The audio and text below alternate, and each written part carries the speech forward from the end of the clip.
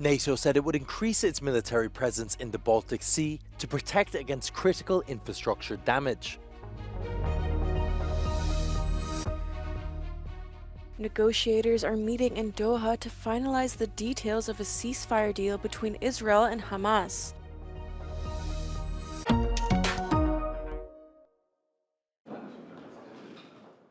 NATO Secretary-General Mark Rutte announced the alliance is launching a new mission to protect undersea cables in the Baltic Sea region. His announcement comes following a string of incidents in the Baltic that have heightened concerns about possible Russian activity in the region, including the suspected sabotage of undersea cables. This military activity is part of our ongoing effort to enhance maritime presence and monitoring of key areas for our alliance. It will involve a range of assets, including frigates and maritime patrol aircraft, among others, and will enhance our vigilance in the Baltic. Rutte said NATO adversaries must know the alliance will not accept attacks on its critical infrastructure, with Estonia's Prime Minister adding that plans were in place for the Baltics to be cut free from the Russian energy sector.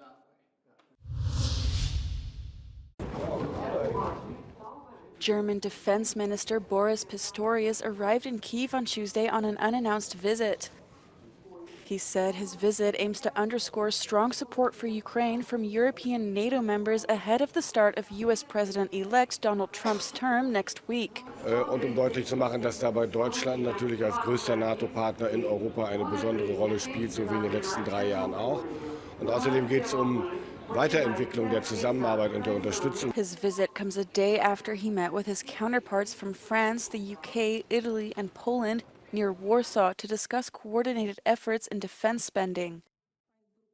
Trump has criticized the cost of the war for US taxpayers and vowed to bring the conflict to a swift end.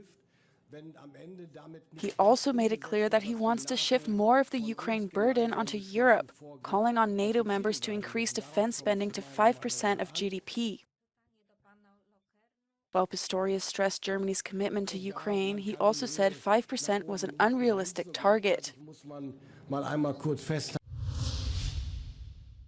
2 people have died and 19 others injured in Russian overnight drone strikes on the Ukrainian regions of Donetsk, Kherson, Dnipropetrovsk and Kharkiv. It's the latest wave of UAV drone attacks as Moscow's full-scale war in Ukraine approaches its 3rd anniversary. Ukrainian air defences claim to have shot down 58 of 80 Russian drones, while 21 were redirected by electronic warfare from Kyiv, according to authorities.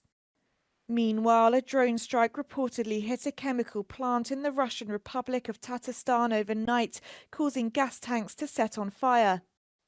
Russian authorities said the strike caused a fire in the city, but added there was no significant damage. Elsewhere, it was also reported a drone attack damaged an industrial facility in Russia's Saratov region. Ukraine has not claimed responsibility for these strikes.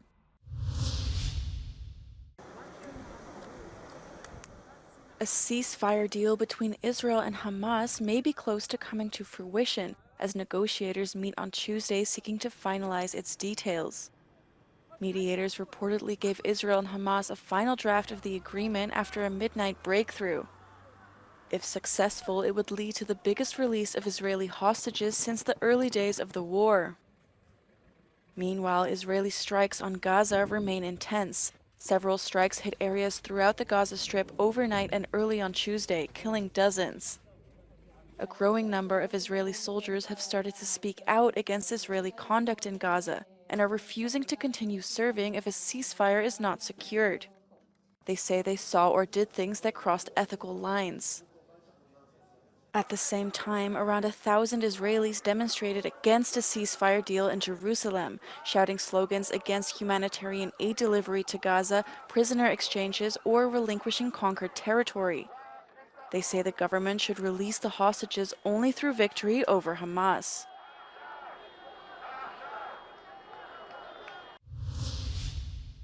In its sworn advisory opinion, Lebanon's new president, Joseph Aoun, has named Nawaf Salam as the country's new prime minister.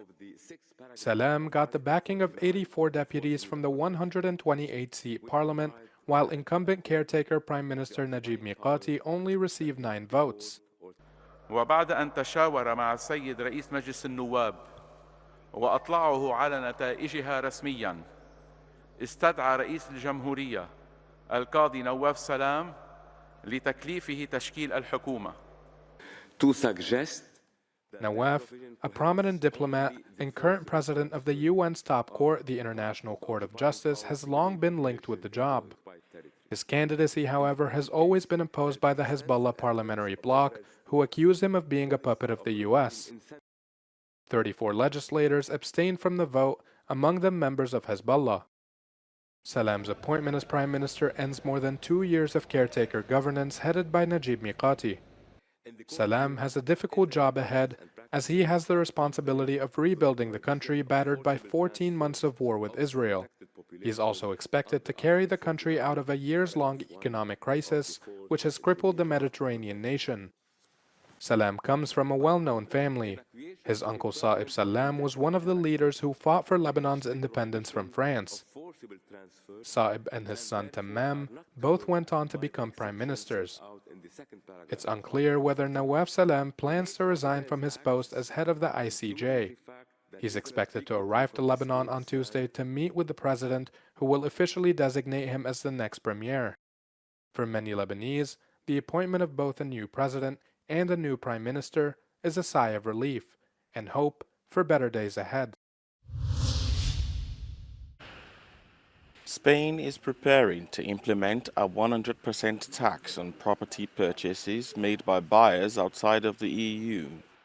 The government says the move, one of the 12 measures that Prime Minister Pedro Sanchez has recently introduced, is an attempt to better handle the country's mounting housing crisis by decreasing foreign purchases. The country has been facing a lack of affordable properties to rent or buy following soaring prices, worsened by rising inflation and interest rates. The situation has led to anger and discontent among Spaniards. Speaking recently at the Madrid Economic Forum, Sanchez emphasized how serious the issue was and the potential economic and social implications that could arise. Spain has long been one of the most popular destinations for second and holiday homes, especially in areas such as Barcelona, Ibiza and Marbella.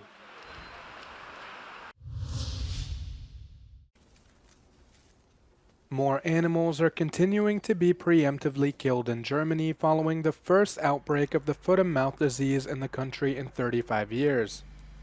German authorities confirmed the outbreak of the disease known as FMD in a herd of water buffalo in a farm in Brandenburg state, which surrounds Berlin. Another farm, also in Brandenburg, reported an outbreak after it had purchased hay from the affected buffalo farm. For now, authorities say the disease does not appear to have spread further.